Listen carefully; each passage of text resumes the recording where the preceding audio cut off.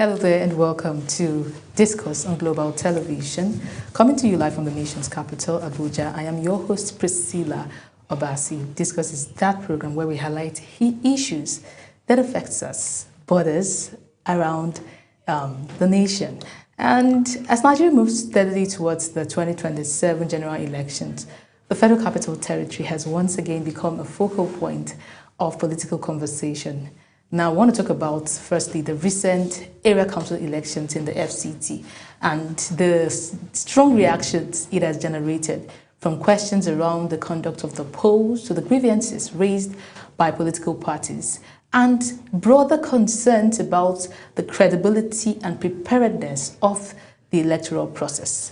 Adding to this, INEC's revised election timetable, which has reignited debate around planning, transparency, and trust in Nigeria's democratic institutions. So, today on Discourse, we review the FCT polls, we examine party grievances, and we interrogate what the revised timetable means for the road to 2027. Joining us is Robert Madaki. He's the former chairmanship candidate of the Young Progressives Party, which is the IPP, in the Abuja Municipal Area Council, that is AMAC. You'll get to see my guest after this break. Please stay with us.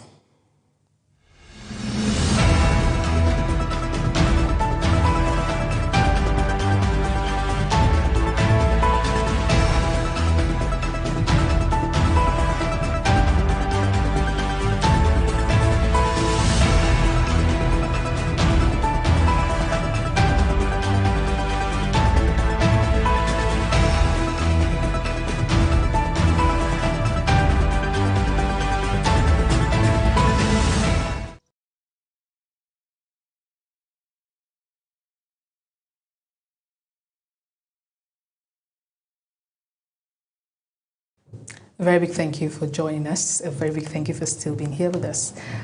Before we went on that break, we introduced the topic of today, which is the 2027 elections. We will highlight the FCT poll review, party grievances, and INEC's revised election timetable. We said that we will be joined with, or we are joined with actually, by the former chairmanship candidate of the Young Progressives Party, YPP, in Abuja Municipal Area Council, AMAC. None other but Robert Madaki. You're very welcome, sir. Thank you for having me here today. Okay. So first off, let me ask, how was the elections? That is the FCT polls that held a Saturday ago, right? How was it? So the FCT polls that held Saturday, is I cannot give it a pass mark. Okay. In terms of expectations.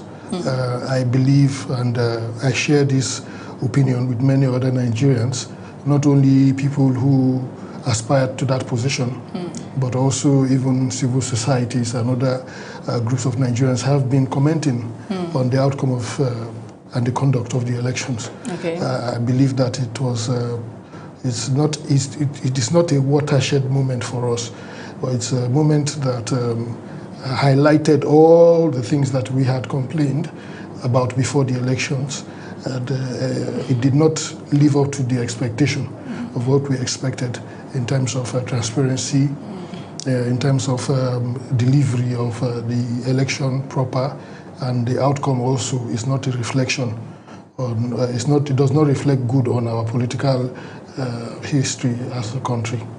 Do you think any of these things you've mentioned now has to do with the lack of preparedness from your party or the INEC itself? So it's a combination of factors, and I don't think it's fair to say people were not prepared or parties were not prepared for the elections. We all had the same timetable. We all had the same timeline to prepare for the elections. But in a political process whereby it appears to favor one side, and you have everybody complaining about the outcome of the elections. It's not the first time we'll have election in the FCT. It's not the first time we'll have elections in Nigeria. But there is a lot, that we have to complain about with regards to how the elections went. Even there were some issues of violence. Violence? Yes. What area specifically? In areas like Gwagwa ward, for example, where you had security agencies, releasing tear gas on agents and people who came to the collation center, to follow up on their results. Was there any kind of violence from the people? Was there any kind of noise making? There wasn't. What you generally have is a situation whereby the observers, if you begin to feel that the system is compromised, and then you do a protest or just start to protest, which is usually normally verbal, at the onset, and then it's quickly escalated by the security forces. There is a penchant for the police and security forces in Nigeria to rapidly escalate issues, so that kind of escalation, has happened over and over again. So it's a reflection of what has happened in the past, what we have seen happening now in this last election. So it's not different from what we've seen in the past. Yeah. So, in other words, you are saying the elections was not free and fair? No, it wasn't free and fair. Yes, it wasn't free and fair. There's the issue of election, the election proper itself as conducted by INEC. There are issues of irregularities.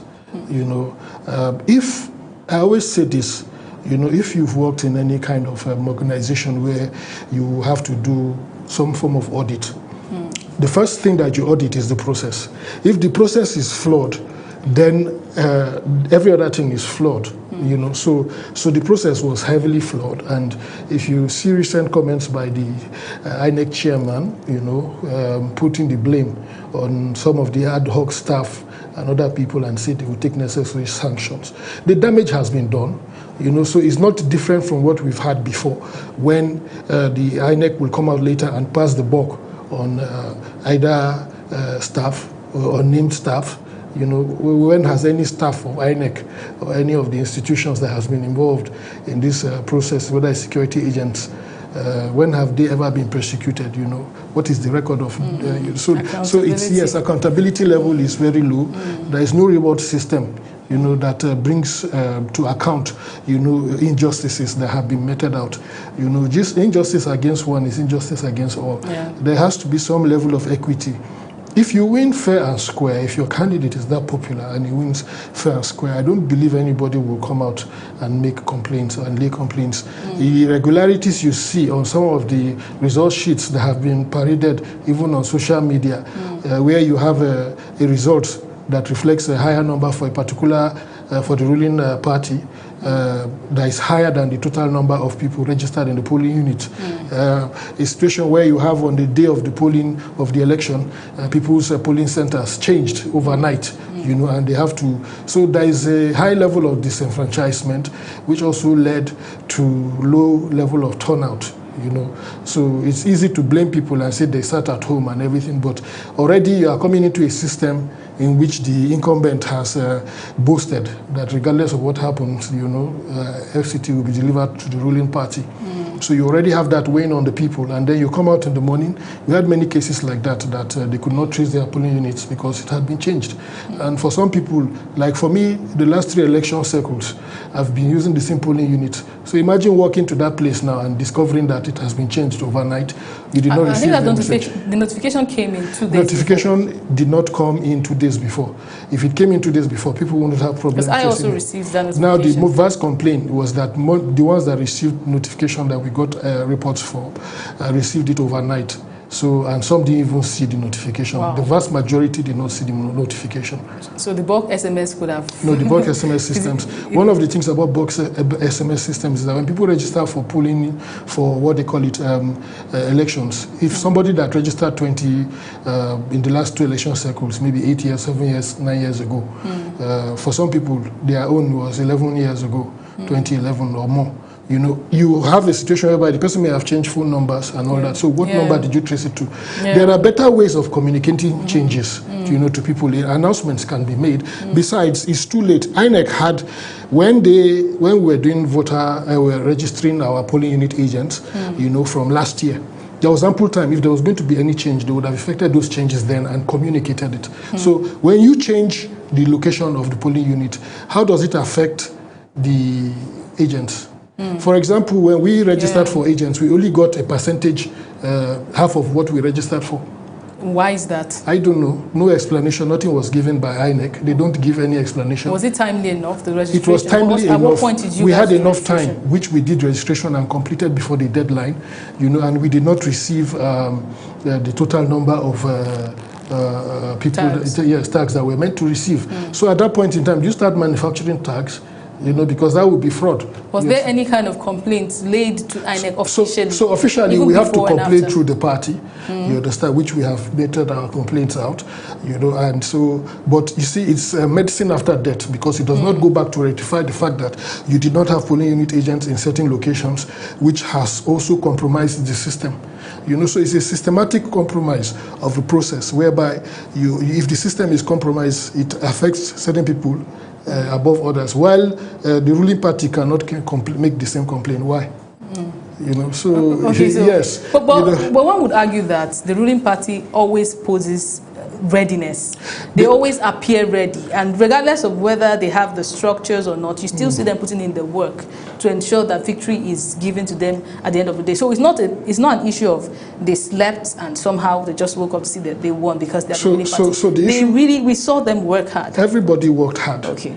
You know, but when you have the machinery of state, you know, and the resource, because when we talk about the power of incumbency, what are we talking about? By the president just before the elections. Yeah, so we've seen what has happened. By the president just before the elections. Yeah, so we've seen what has happened. For example, if you go to IREV this morning, I checked on it, and I was looking for results on that council and chairmanship for Gwagwa Ward, and I saw councillorship results posted to the area where you are supposed to have chairmanship results. Wow. Yes. So that tells you a lot. And somebody would have computed that and added that up. You know, I even downloaded it. You know, yes. So somebody would compute that as part of results of INEC, and compute it and award results to the candidate that it favors. The issue of IREV, it's unfortunate that this kind of argument has become the norm in Nigeria. If the same individuals would do money transfers even from a bush, you know, the same individuals that fight against it would tell you that certain states don't have electricity, and they've been governors in that state, you know, which means that they have not developed anything meaningful with regards to telecommunications within Nigeria. You know, there is hardly a place where you can't receive cell signal if bandits are on YouTube, on TikTok and other platforms, you know. So, I mean, the excuse is not founded. It's Nigeria. If you travel around Africa like I have, Nigeria is a giant of Africa. You know, in terms of what we are supposed to be. Complaining about things like communication and inability to transmit results in real time, which helps credibility, because the idea is about credibility. Do we have any country that transmits results? They do. India does. Wow. India does. India cannot. India is how many times bigger than Nigeria in terms of population? If they will have to print ballot papers like we do, you know, it's a waste. The ballot paper thing is a waste of resources. As somebody who has worked in operations management, I can tell you that the fraction, it will cost us far less. You know, if we go fully digital and everything. But even the US do not use but they don't go on holidays to do it. So you can walk into the polling center, you go from work, you just walk in. You have a timeline where all elections must happen, you know, and they have they can even send in mails. Wow. You understand, in the US. So these are systems that are advanced and they are not afraid of fraud. You know, and they are dealing with more numbers in terms of compliance when it comes to voting, because I believe US is around 300 million people or something like that. So if those 300 million people with a high voting population are able to come out and vote, and we are talking about last presidential election, a fraction of the total number of people that are registered, and we keep giving flimsy excuses. We already have BVN, you already have NIN of people. How hard is it? You know, how hard is it to actually go into a center and just on print and put your data in there that you have, and then you can see it real time. It's opening on they know that so and so person. That's how detailed it is. So and so person registered for this person, so you know you are not disenfranchised because you can vote for a party now, and your vote is converted, like we saw being done. Wow, converted in what sense? Okay, so I walked into a polling unit on the election day. I was observing, moved around, and I got reports from that polling unit of the number that we had, you know. And then I left the polling unit, went to a few other places. That unit is not reflected. Which polling unit is that? You need to provide. Yes. We can provide the information and data on it. So it's not when parties come and complain, there is a general tendency of Nigerians to say, oh, you are complaining because you do not win. Lost, yeah. I'll wait till when you are disenfranchised, and I'll tell you are complaining because you did not win. You know, so what goes around comes around. So if we complain about these things now at this early stage in an area council election, you know, what would happen, you know, in the general elections? You know, so the issue of disenfranchisement is rife. Most of the people I meet, we see, we talk, they say, we know what happened. They say, Nigerian palace, we know what happened, just leave and all that, you know. So like, what are you going to do now to remedy it? How do you remedy it? Nigerians need to rise up at the end of the day and decide if this is the way we want to continue. Okay, without being biased, what aspect of the process would you say worked well? And where do you think, or where do you believe significant gaps were evident? Is there any part of the process that you would say, okay, kudos to, you know, the INEC chairman, Professor Joash Amobitan, he tried in this aspect, but so we just want to hear at least. Okay, so before so positive review would be that pre-election preparation by INEC was quite good in terms of providing information, you know, and also voter education. They did well, so we can give them a thumbs up in that. But however, in the area of like, which I highlighted earlier on, agent registration and all that, that has to be improved upon, and to ensure that people are not disenfranchised. You know, you have 1,400 plus polling units in Amak. Imagine going with half of that to man the remaining. How do you cope? You know, so that is an aspect. INEC may come up with an excuse, but that excuse, they've not provided it to us. The thing about the process is that the process itself of collection of results from the polling units and then taking it to the collation center. The collation center is where a lot of harm is done to the system, because the collation center have witnessed violence, have witnessed disruptions, you know. And once people begin to question that aspect of the process, you know, and refer to it as the area of biggest undoing of any electoral process in Nigeria, is a problem. As long as we continue with this process, there will always be complaint. If tomorrow, which is a possibility, that the incumbent is removed from power, they will have the same complaint. So, and the system, but there is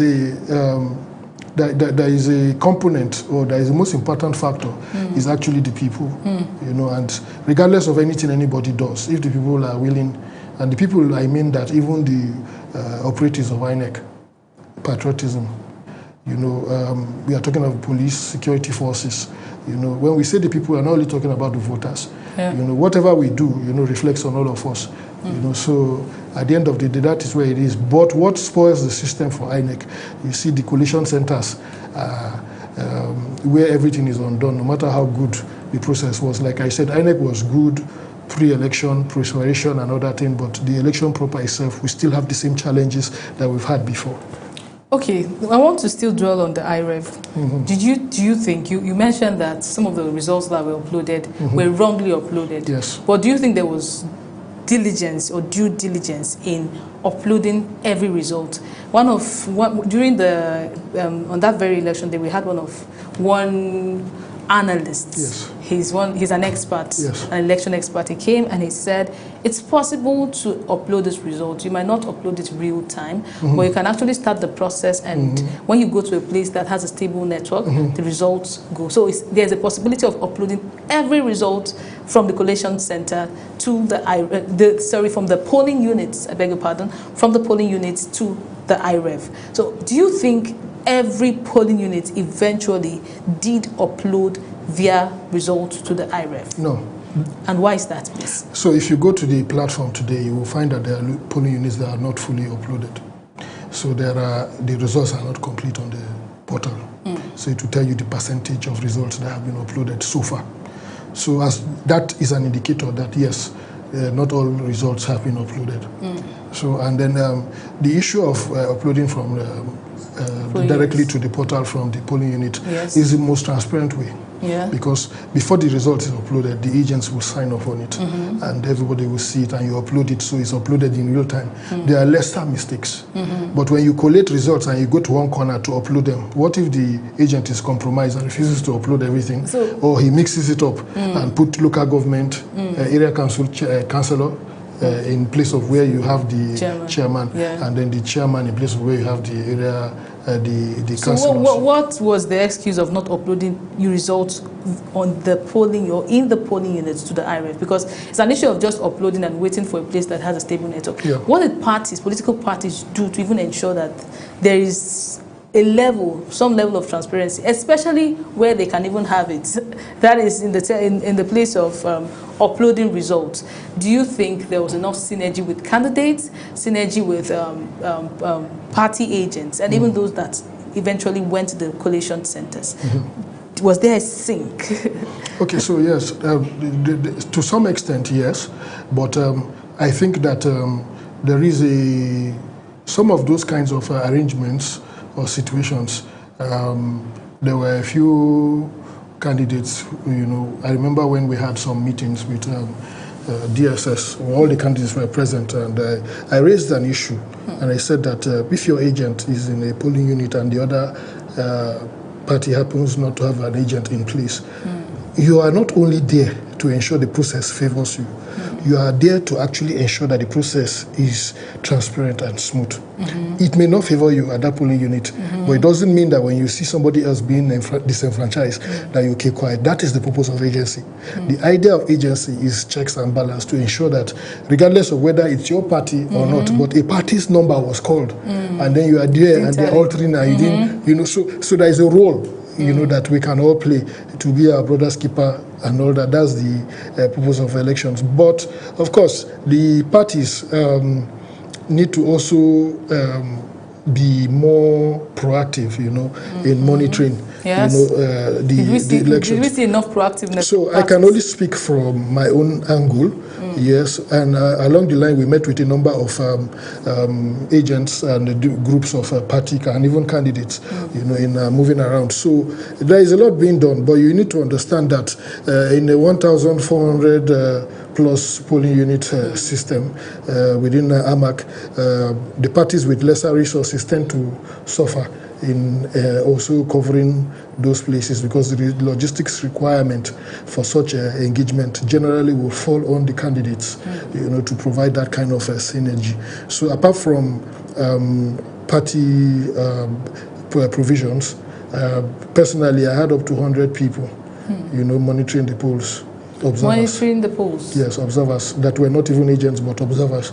So were they allowed to really they'll do the normal role of the observation, but of course you are not expected to come, you are expected to stay at a certain distance from the polling unit. At any point, did the YPP lay down or write down the number of polling units that is available in the whole of FCT, ensure that at least, even if you don't have a party agent tag, you can have an observer, right? Yes. Did they ensure that every polling unit had an observer? So the essence of the 100 observers was to make up for the shortfall in number of polling party agents, especially in areas where we knew we didn't have that much in terms of coverage for agents.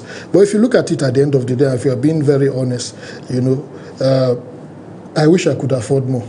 But the issue of campaigning, running on an election in this kind of situation is the candidate will bear the responsibility and the cost of campaigning. So for an individual, it's usually very expensive. So except if you have deep money somewhere. And even if you have deep money as a business person, you are not coming into you're not coming into politics as business. Yes. You're coming for service. So it's a collaborative effort that requires people to come in and add their own quota. Okay, so talking about these grievances you have poured out right now, do you think the INEC has enough channels for people to express grievances, to address electoral grievances, especially for smaller parties or emerging parties?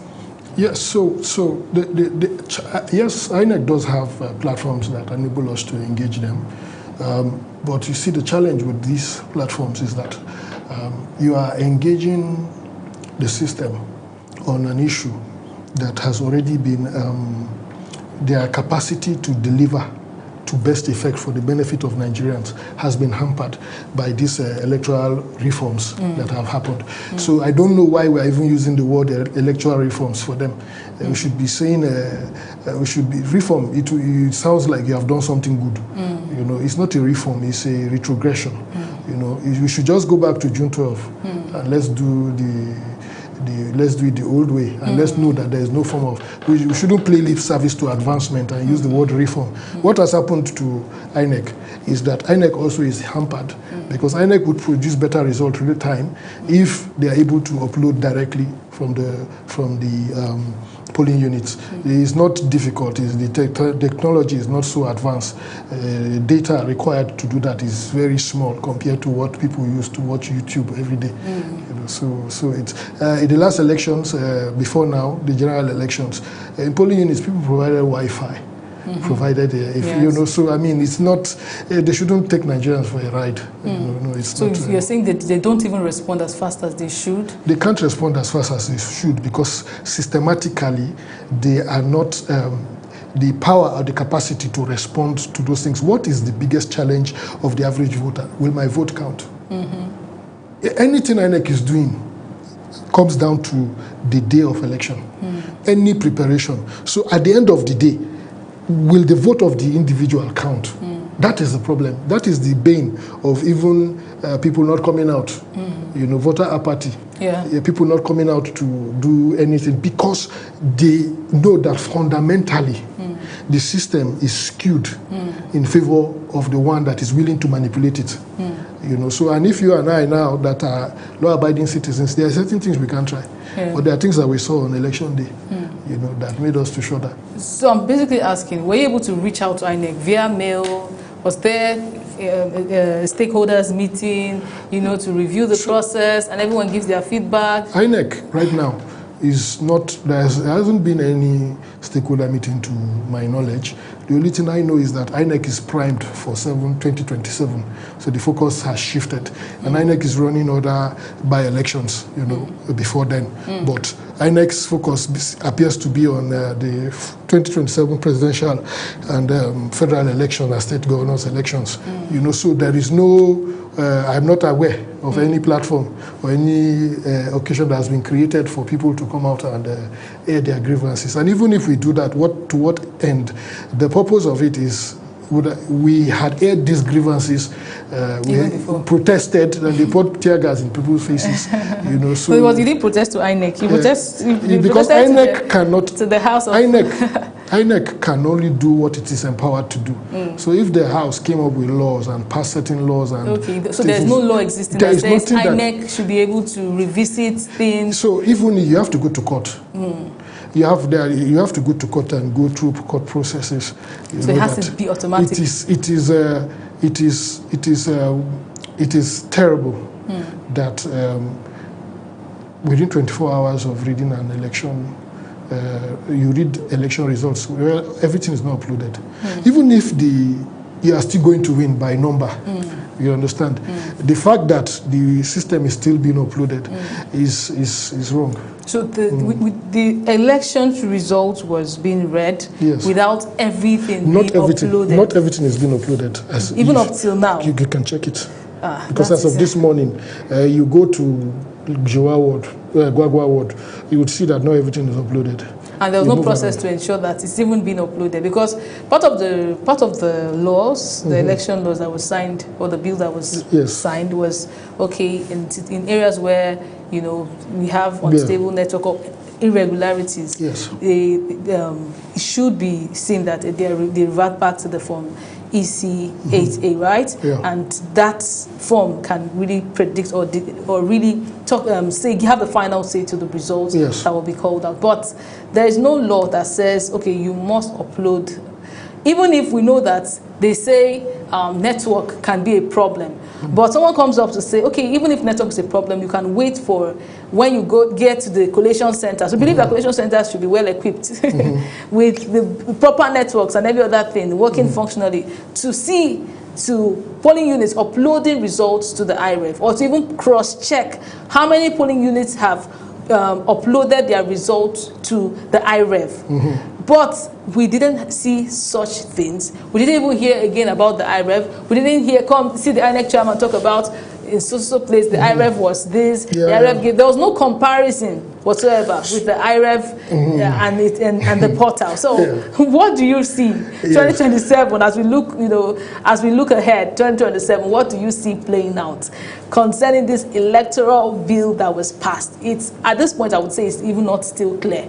So yes, you have made a point, and part of the point that is not clear, So and the ambiguity that opens us up to, it's bad, and it's bad in the sense that when you look at the manner in which results have come out in AMAC, and then you now begin to look at this thing from a more nationalistic view, and you start thinking of some remote areas in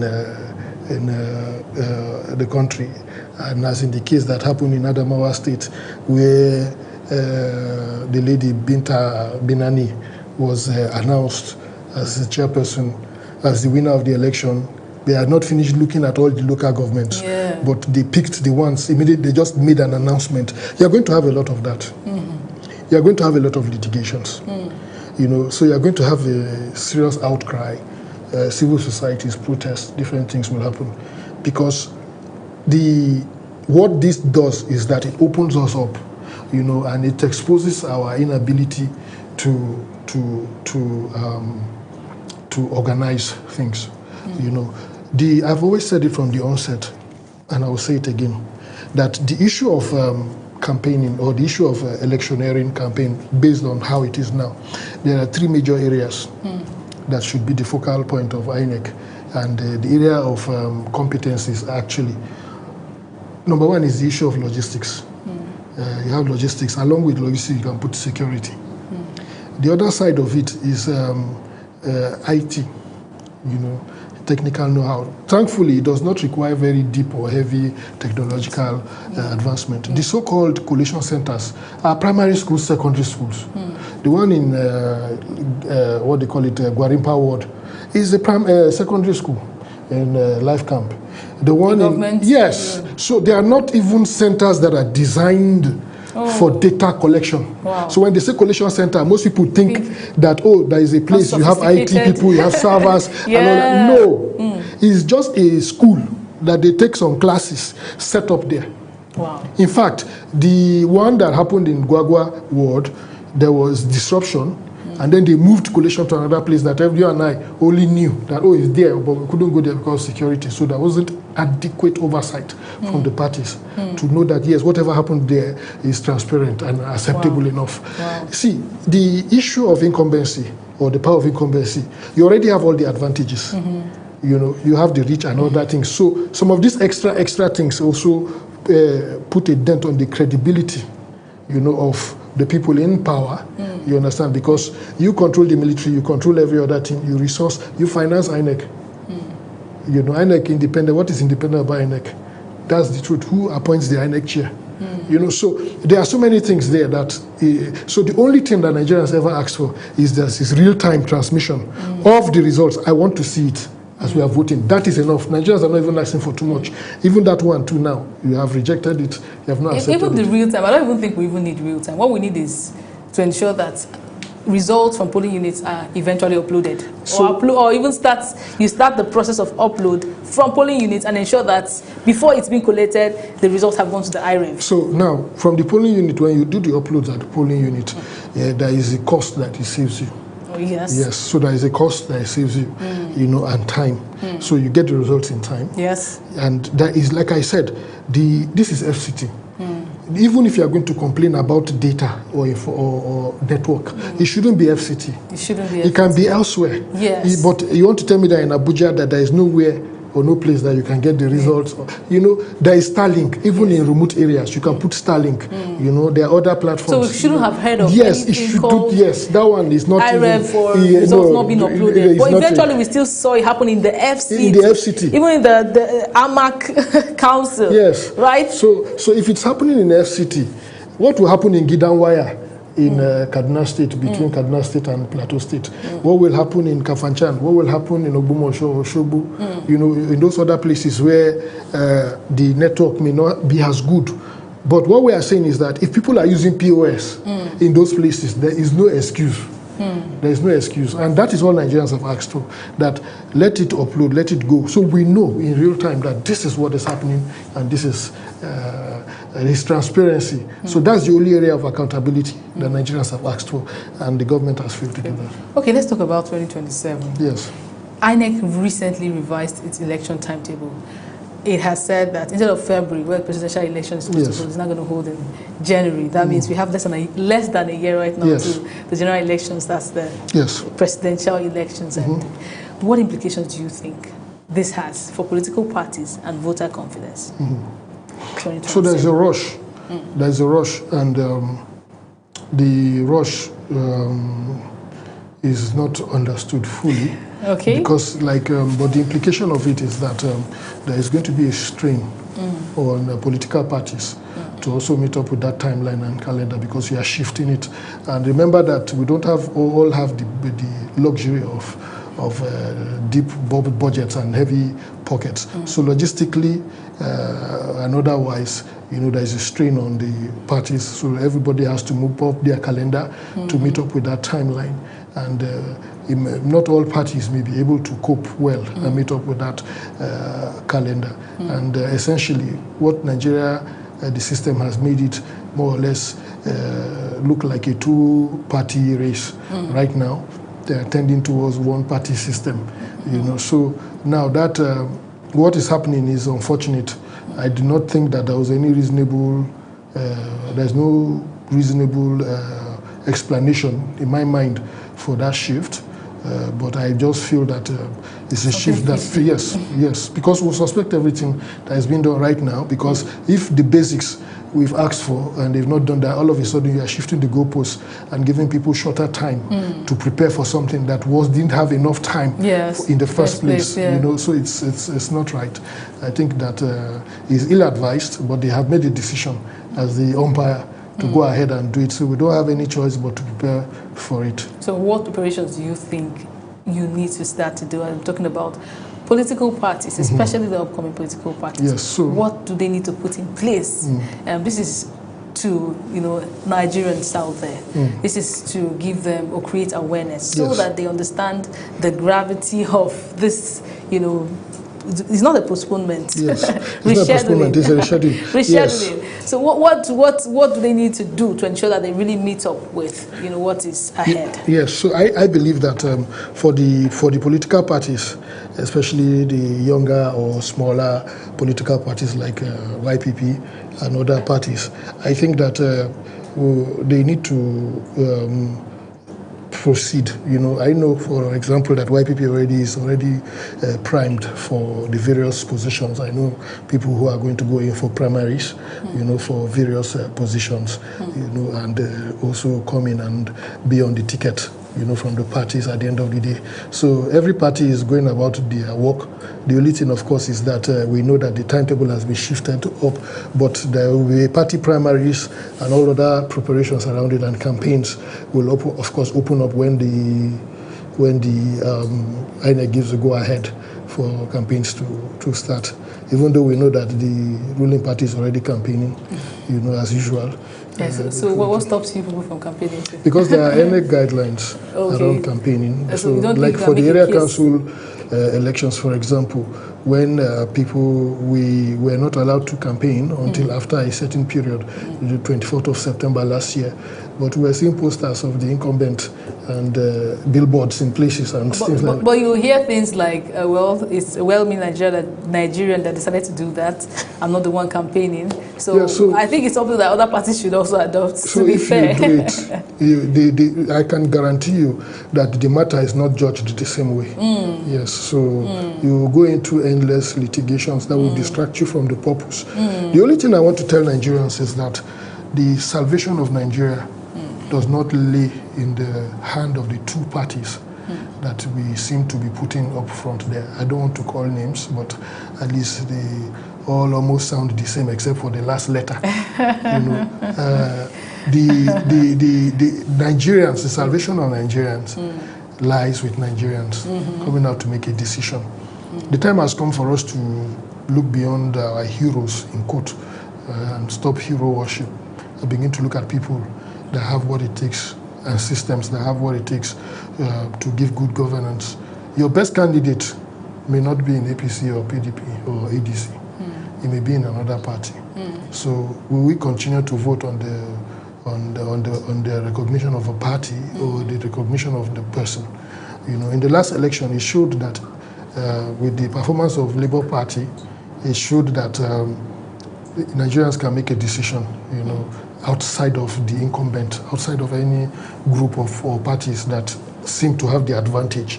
So the thing now is that the Nigerians, the man in the mirror is the most responsible person that has refused to take responsibility, for the outcome of our electoral processes. We are docile when it comes to taking action.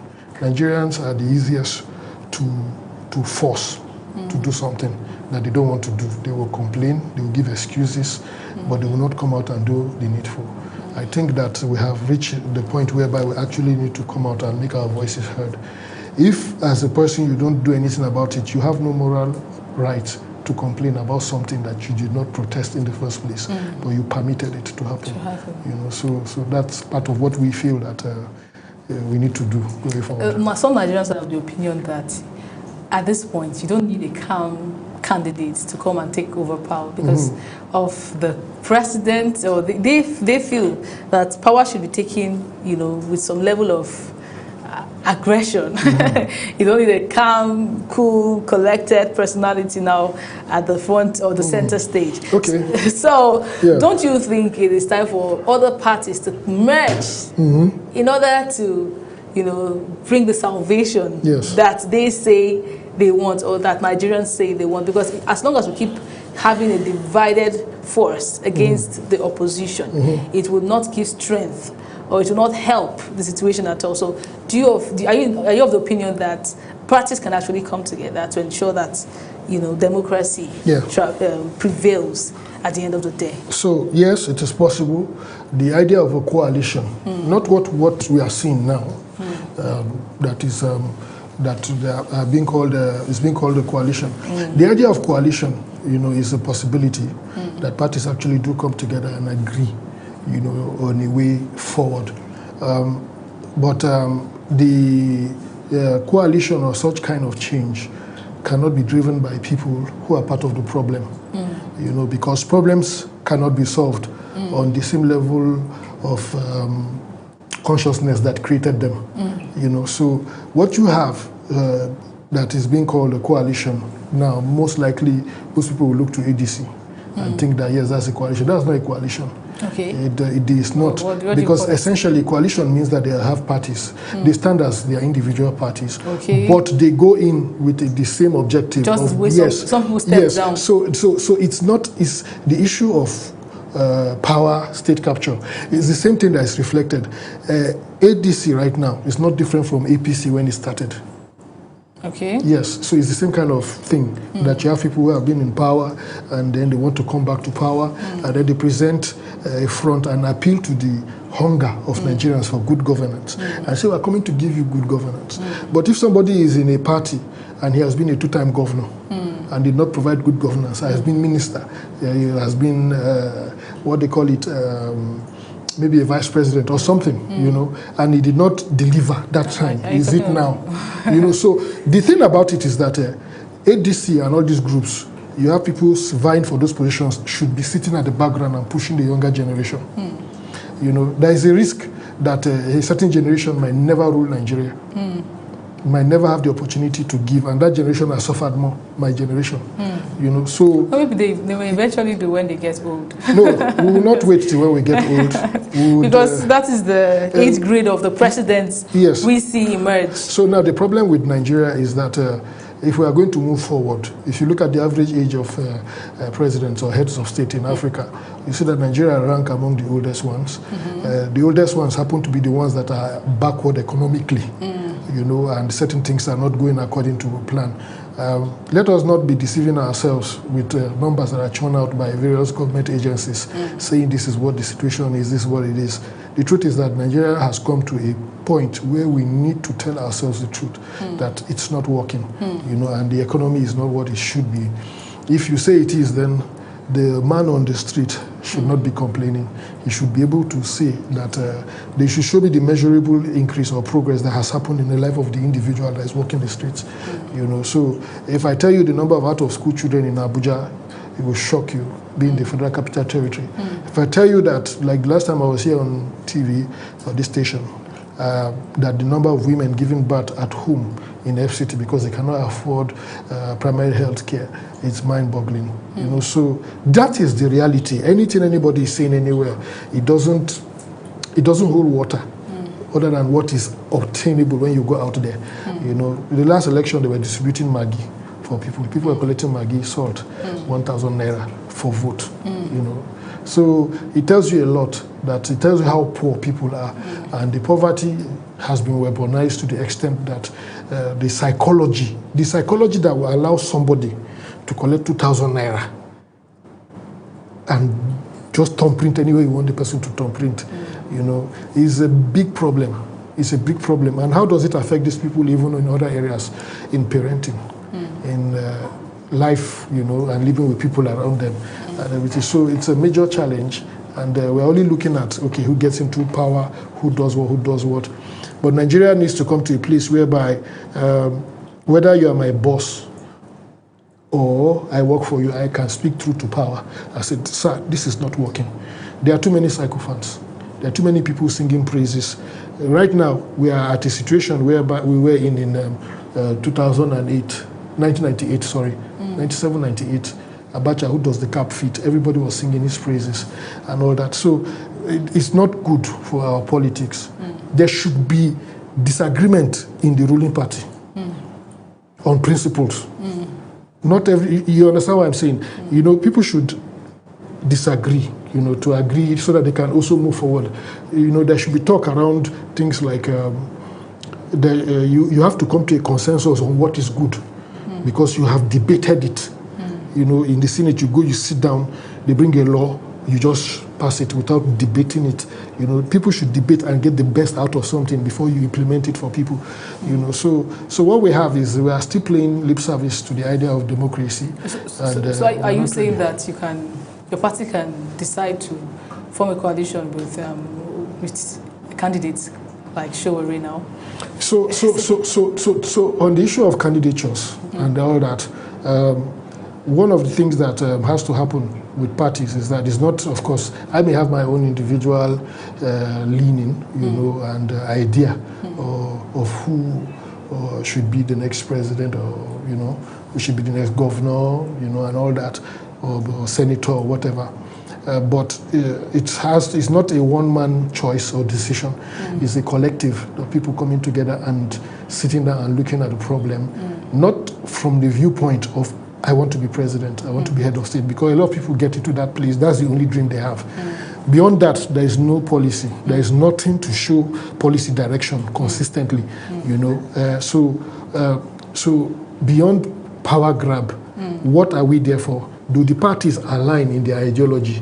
You can never have 100% alignment. Yes. I think it's just time for parties to just drop their sentiments and, I mean, look logically to get somebody that is able to defeat. Because, like I said, a lot of Nigerians feel or think that you need that stubborn, you need that touch of stubbornness. Yes. So the issue of stubbornness is not always reflect good governance.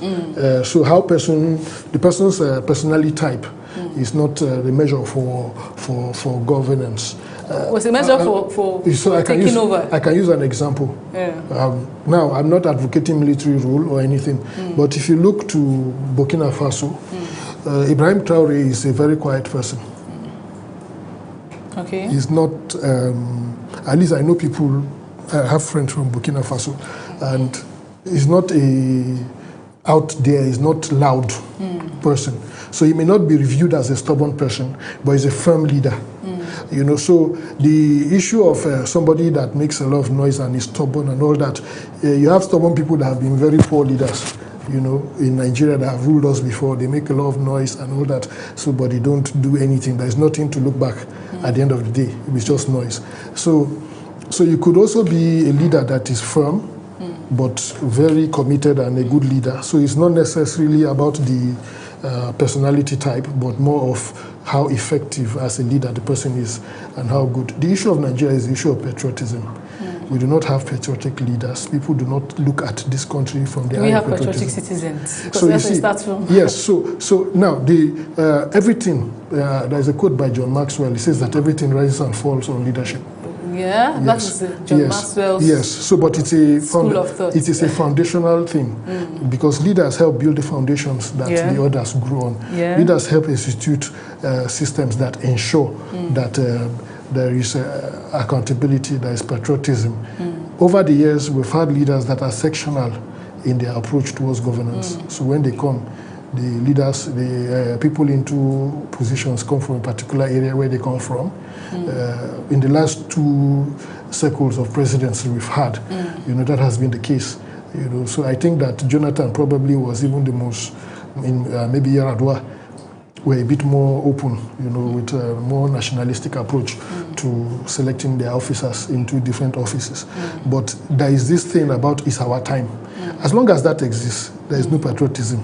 You know, so and that is the challenge. So the challenge is that I think nobody should rule Nigeria if the person hasn't lived around Nigeria and integrated with people, and your friends and people that you have interacted with come from different parts of the country, so that you are not skewed in your idea.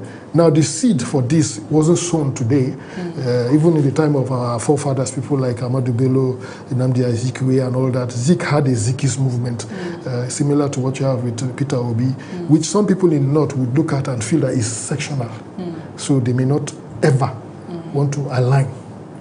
You understand? The same way somebody will look at Kwankwasia movement from the South and say, Kwankwasia movement is northern, is this group, is this kind of people. So as long as we have those kinds of sentiments, you know, we will struggle, you know, to define nationalism. We will struggle to define what it means to be Nigerian, you know. So, and that is the first problem: is that what is a Nigerian, who is a Nigerian, you know. And all right, yes. We need to draw the curtains now, but before we go, just to 30 seconds, what lessons should political parties draw from the FCT polls as they prepare for 2027 in 30 seconds? So in 30 seconds, you mentioned something earlier on, which I am inclined to agree with, which is the fact that people need to band together. You know, there are times that you have to come to look at your strength and look at your weakness, so you come together and you do a system that allows you to be able to go in there. And when you see you're able to win elections, then you can form governments that reflect the diversity of the interests that came together to earn that office. You know, when you go to places like Germany, you see that happening. You know, you have different parties, coalitions, they come together and then they support and get power, and then the cabinet reflects, you know that it has happened we've seen it happen in Kenya and other parts of the continent. So it's possible for us to do that. But of course, you said earlier on that we need to put selfishness aside and then look for the greater good of Nigeria. Well, thank you very much, sir. Thank you so much for being here with us. Thank you. It's not a conversation we can finish in a day, but as we head towards 2027, we believe we'll still have in our studio to discuss as matters arise. But thank you so much, and thank you very much to our viewers for staying up till this time. There's one message you will send to our INEC and political leaders. I'm sure you already have one to say to them, even as a citizen of Nigeria. Now, as Nigeria approaches another critical election cycle, conversations like this will remind us that democracy is not just about voting. It's about trust, it's about fairness, it's about accountability and the continuous improvement of our institutions. The FCT polls offers lessons. The grievances has raised important questions, and INEC's revised timetable sets the tone for what lies ahead. Ultimately, the credibility of the 2027 elections will depend on how these issues are addressed transparently, inclusively, and in the interest of the Nigerian people. I want to say a very big thank you to our guest once again, and to our viewers. Thank you for joining us today on Discourse. Discourse, of course, always comes to you Mondays to Fridays, so this is where we wrap up for the week. But thank you so much. I say remain your host, Priscilla Obasi, and bye for now.